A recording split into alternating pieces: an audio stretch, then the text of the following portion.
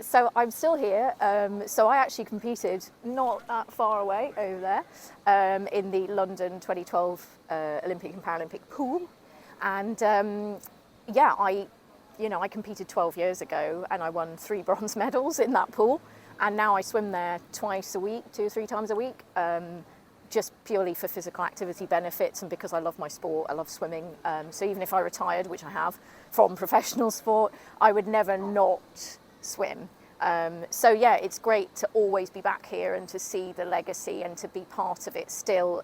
I trained in London, I competed in London, I'm still in London. So that feels really, really special. I think Spirit has been quite pioneering in looking at legacy of events and finding ways to, I suppose, take that spirit of the games that was hosted in London and then continue that and keep it going. I think there's a lot of examples globally of a games taking place and then perhaps that excitement is lost. And I think Spirit sort of nicely bottled that energy and has continued it forwards.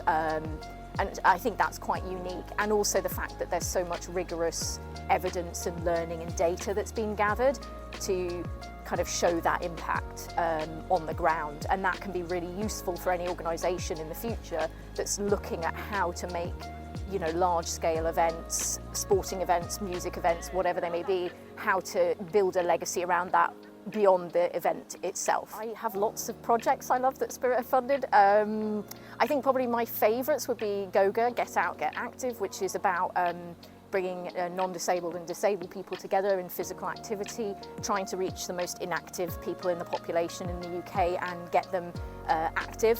It's something that's close to my heart as a Paralympic swimmer, but also, you know, it does work. It genuinely has evidence that the programme has had an impact. But also the City to Sea programme, which was run by Laureus Sport for Good, which was looking at trying to connect people who live in urban areas with the with the coast and with the sea, because I'm very passionate about oceans and ocean conservation and swimming.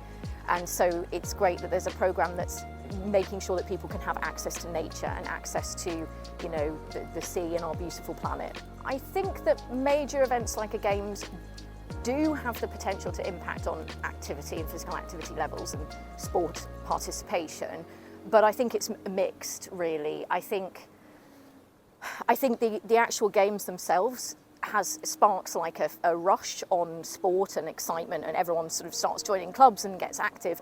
Whether or not that sustains, I'm not sure just from the Games themselves, but organisations like Spirit, where they're set up as part of a legacy of a Games and part of the whole bidding process, they can then sustain that energy and that kind of desire to be physically active, which has been demonstrated. So I think it's a bit of both, really, yes and no, but I think it is possible if you plan it to make sure that these events can have a sustainable impact on physical activity levels. You need legacy and you need the Games themselves to spark that legacy, so you need both. They're both very connected.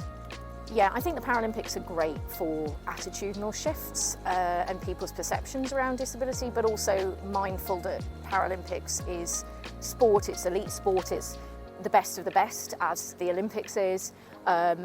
So there's, you know, when you're watching the Paralympics, I'm mindful about the word inspiration, because yes, it might be inspiring and that's great, but ultimately these are athletes that are great at what they do, and they're athletes first and foremost. But I think that awareness of disability and different impairment types is great, because the Paralympic Games really brings that alive to people watching it, and I think it's great for integration and connection in society. But you know, we have to be mindful that a lot of people with disabilities aren't athletes, and you know, it's important to make sure that we look at how to keep integrating and making sure that people aren't left out, excluded, and that kind of thing. Yes, the Paralympics in London were a pivotal moment of representation and a shift in attitudes, and a lot of that was the media played a big role in how disability was portrayed, and it started to kind of become more mainstream. But whether or not that transfers into everyday life is I would argue, probably not. I think there's still a lot of barriers that people are facing in society to full participation, and these aren't being addressed, and I don't think sport alone is going to be the answer to that. There needs to be political will, there needs to be genuine policies and support around, you know, that integration. And it's not just sport, it's all aspects of life, as Baroness Gray Thompson mentioned, you know, transport and wheelchair access, you know, basic things we're not getting right still. And I think sport can raise awareness, but it's not necessarily going to provide those solutions unless someone takes that forward.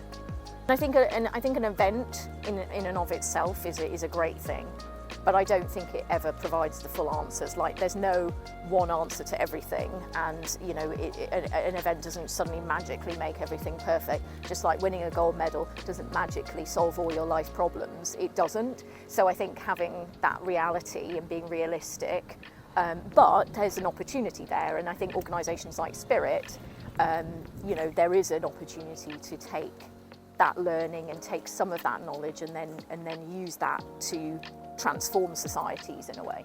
I think the UK could bid to host another Games in 2040. I don't see why not. We've got the infrastructure. We don't need to, you know, spend 8 billion or however much we spent on the infrastructure in 2012. We don't need to do that again. We've got it. And I think that's something that Paris has proven, because they're using existing buildings. So the kind of physical aspect, I think, is fine. It's just, but then there's also the soft power potential of, you know, I'm slightly jealous of other countries when they have this opportunity to have a spotlight on them. I think it does a lot to amplify a country within the world and the global space. So I don't think it wouldn't do us any harm to bid to host it, but you know, the population would have to get behind it as well. I think if the UK did host or did bid to host in 2040, I think that we need to amp up the legacy more. I think Spirit is fantastic, and there was a great amount of budget put into it. There needs to be more, there needs to be more awareness, there needs to be more value placed on that, and really take that as a, you know, almost like a long-term project that ties into government agendas as well.